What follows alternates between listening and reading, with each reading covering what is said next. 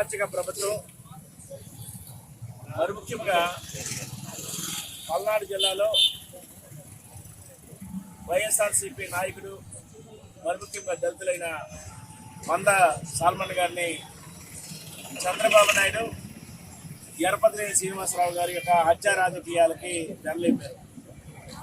ఈరోజు రాష్ట్రంలో ఒక పక్క గడుపు పరిపాలన, వైఎస్ఆర్ పార్టీ కార్యకర్తలపైన, వైఎస్ఆర్ పార్టీ నాయకులపైన, వైఎస్ఆర్ పార్టీ శ్రేణులపైన చంద్రబాబు నాయుడు, లోకేష్ నాయుడు కలిపి కక్షపూరితమైన చర్యల్ని అందరూ చూస్తున్నాం.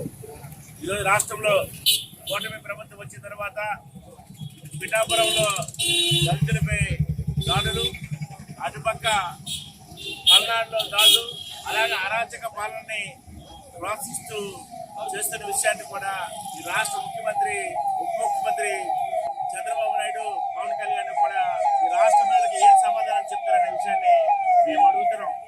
ఈ రాష్ట్ర ప్రజల యొక్క ఆలోచన విధానాలు తగినట్టుగా పరిపాలన చేయాల్సిన బాధ్యత ప్రభుత్వానికి ఉంటే ఈ ప్రభుత్వం అనేది హత్య రాజకీయాలను ప్రోత్సహిస్తుంది. కాబట్టి ఈరోజు వైఎస్ఆర్ కాంగ్రెస్ పార్టీ జగన్మోహన్ రెడ్డి గారు ఆదేశాల మేరకు ఈరోజు మేమందరం కూడా ఈ హత్య రాజకీయాలని ఖండిస్తూ ఈరోజు నిరసన ప్రకటిస్తున్నాం.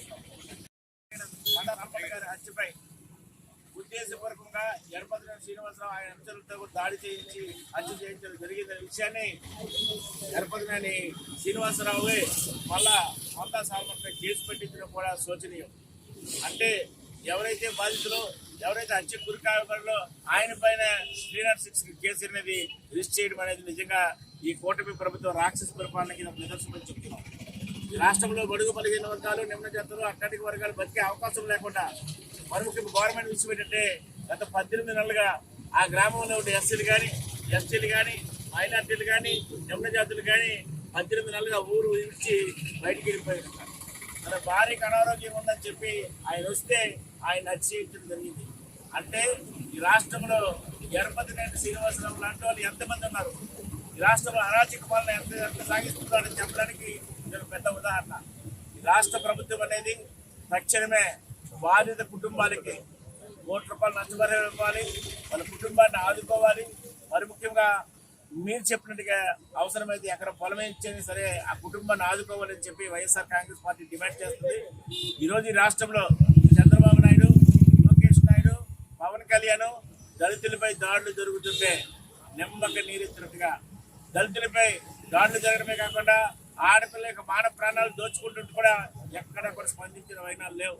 ఈరోజు హత్య జరిగి ఈరోజు సుమారుగా 24 గంటలు దాటుతుంది, ఒక్కరినైనా అరెస్ట్ చేయడా. అది ఈ ప్రభుత్వం హోంమంత్రి గారు ఉన్నారా లేరా, ఈ చేతగానే ప్రభుత్వం అవునా కాదా, లేదా హత్య రాజకీయాలు ప్రోత్సహిస్తున్నారా లేదా అనే విషయాన్ని రాష్ట్ర ప్రజలందరూ కూడా పరిశీలన చేస్తున్నారు. ఖచ్చితంగా చంద్రబాబు నాయుడుకి కానీ మా ఉప ముఖ్యమంత్రి పవన్ కళ్యాణ్ కానీ సూటిగా హెచ్చరిస్తున్నాం. ఎన్నాళ్ళు మీరు వైఎస్ఆర్సీపీ కార్యకర్తలను కానీ లేదా దళితులను కానీ హింసించి దాడులు చేస్తున్నారు, దాడులు చేయండి. రేపు మాకు రోజులు వస్తున్నాయి, ఆ రోజులు వచ్చిన రోజు ఖచ్చితంగా 2 గుణపాఠం చెప్పడం జరుగుతుందని చెప్పి చంద్రబాబు నాయుడు కానీ తెలుగుదేశం పార్టీ కార్యకర్తల నాయకులు కూడా హెచ్చరిస్తున్నాం. రేపు రాబోయే రోజుల్లో మళ్ళీ జగన్మోహన్ రెడ్డి గారి ప్రభుత్వం రాబోతుంది. ఖచ్చితంగా ప్రజలను, వైఎస్ఆర్సీపీ కార్యకర్తని అప్పుడు చేర్చుకొని కాపాడుకుంటాం. అలాగే రేపు మీకు తగిన గుణపాఠం చెప్తామని చంద్రబాబు నాయుడు హెచ్చరిస్తున్నాం. Local to global news at your finger tips. మీ చేతిలో ఒక ఆయుధం. Download R TV app. Media legend Ravi Prakash is back.